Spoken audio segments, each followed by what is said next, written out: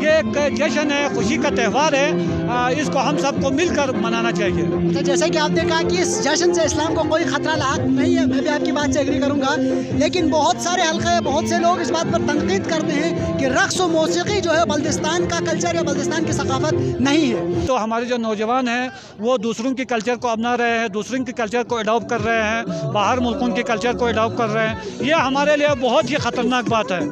وقت پہ ہمیں ہوش کے ناخن لینا چاہیے اور ہمارے کلچر کو ہمارے نوجوان کو روشناس کرانا چاہیے۔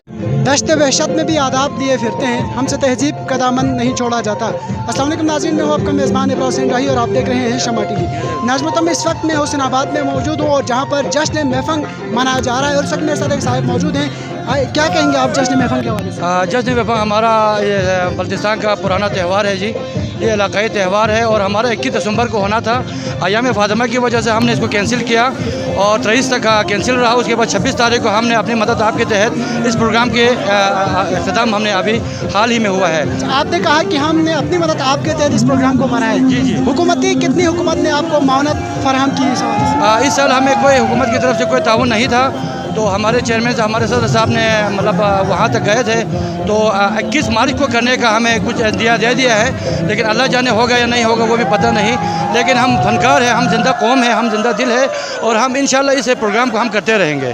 اچھا، چونکہ یہ حسین آباد سکردو شہر سے کافی دور ہے اور یہاں پر اتنے لوگوں کا آنا، آپ امید کر رہے تھے کہ اتنے لوگ یہاں پر پہنچیں گے؟ ہماری لحاظ سے تو اس وقت یہ کم ہے، تقریباً اس وقت سینکڑوں لوگ آئے ہوئے ہیں اور آپ دیکھ رہے ہیں کہ یہ سارے پروگرام دیکھ رہا ہے یہاں پہ، اور اس وقت ہمارا پروگرام جو ہے وہ جاری و ساری ہے۔ کب تک یہ پروگرام ختم؟ ابھی تھوڑی دیر کے بعد انشاءاللہ یہ لوگ چلے جائیں گے، اس کے بعد ہم اختتام پذیر کریں گے۔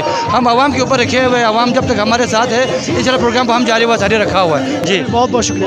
اس وقت علی قاسم صاحب ہمارے ساتھ موجود ہے۔ علی قاسم صاحب، کیا کہیں گے اس فنکشن کے حوالے سے؟ جناب، میفنگ جو ہے نا بلتستان کی قدیم روایتی تہوار ہے۔ قبل مسیح سے بلتستان میں یہ روایتی تہوار مناتے چلے آ رہے ہیں۔ کہتے ہیں کہ بلتستان میں کیونکہ بلتستان میں جو سرد راتیں ہیں وہ کافی طویل ہوتی ہے دسمبر میں، اور 21 دسمبر سے جو راتوں کا دورانیہ ہے وہ کم ہونا شروع ہوتے ہیں، دن کا دورانیہ بڑھنا شروع ہوتے ہیں، تو یہ ایک جشن ہے اس حوالے سے۔ دوسری روایت یہ ہے کہ یہاں پہ تبتیوں کا بھی زور رہا ہے، تو 21 دسمبر کو تبتین کیلنڈر کے حساب سے سال نو کا آغاز ہے، تو سال نو کے آغاز کے جیسے اس حوالے سے ہم نے انٹرنیٹ پر سرچ کیا اس میفنگ کے حوالے سے، تو کچھ معلومات یوں ملی کہ دیو اور دیوتاؤں کو خوش کرنے کے لیے پرانے زمانے میں اس میفنگ کو منایا جاتا تھا۔ جی بالکل، یہ ایک روایت یہ بھی ہے کہ بلتستان میں دیو پرستش کا دور بھی رہا ہے، مون مذہب کا یعنی آگ پرستش کا بھی دور رہا ہے، تو ممکن ہے قبل مسیح میں یہ اپنے دیوتاؤں کو خوش کرنے کے لیے ایسا کوئی عمل ہوتا ہوگا، لیکن جب سے اسلام آیا ہے الحمدللہ ہم سب مسلمان ہیں۔ اسلام لانے کے لیے جو مبلغین اسلام امیر کبیر رحمۃ اللہ علیہ، شمس الدین عراقی صاحب و مختار صاحب جیسے بڑے بڑے پائے کے عالم آئے تھے، انہوں نے اس کو بینڈ نہیں کیا، تو ہم سمجھتے ہیں اس سے اسلام کے لیے کوئی خطرہ نہیں ہے۔ یہ ایک جشن ہے، خوشی کا تہوار ہے، اس کو ہم سب کو مل کر منانا چاہیے۔ تو جیسے کہ آپ نے کہا کہ اس جشن سے اسلام کو کوئی خطرہ لاحق نہیں ہے، میں بھی آپ کی بات سے ایگری کروں گا، لیکن بہت سارے حلقے، بہت سے لوگ اس بات پر تنقید کرتے ہیں کہ رقص و موسیقی جو ہے بلتستان کا کلچر یا بلتستان کی ثقافت نہیں ہے۔ وہ لوگ کس دنیا میں ہے جو یہ کہتے ہیں کہ رقص اور موسیقی بلتستان کی کلچر نہیں ہے؟ بلتستان کو، قدیم بلتستان کو قبل مسیح میں مونیول کہتے تھے، مونیول یعنی کہ بجانے والوں کی سرزمین، میوزک میں ایک دوسرے کے ساتھ بات کرتے تھے۔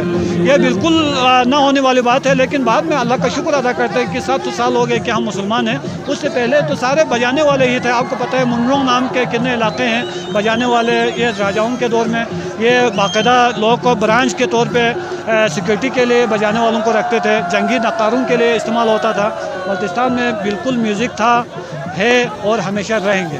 ابھی ہمارے منتظمین سے بھی بات ہوئی تو ان کا کہنا تھا کہ اس پورے فنکشن کو آرگنائز کرنے میں اپنی مدد آپ کے تحت انہوں نے یہ کام کیا، حکومتی کوئی عمل دخل اس میں نہیں ہے، کیا کہیں گے آپ؟ جی بالکل، یہ لمحہ فکریہ ہے فنکاروں کے ساتھ، چونکہ بہت سارے فنکار حکومتی عدم توجہی کے باعث یہ کام چھوڑ چکا ہے، مجھے خود معلوم ہے، ویسے میں خود ایک فنکار ہوں، تو فنکاروں نے دوسرا ذریعہ ڈھونڈنا شروع کیا۔ ایک تو ابھی آپ نے بولا کہ معاشرے کی تنگ نظری، یہ کلچر ہمارا نہیں ہے، یہ بجانے والا ہے، فلان ہے، فستان ہے، اس طرح کر کے لوگوں کو تنگ کرتے ہیں، اس وجہ سے یہ جو فن سے جو وابستہ فنکار ہیں وہ اپنے فن کو چھوڑ کے دوسرے کاموں میں ابھی لگنا شروع ہو گیا ہے.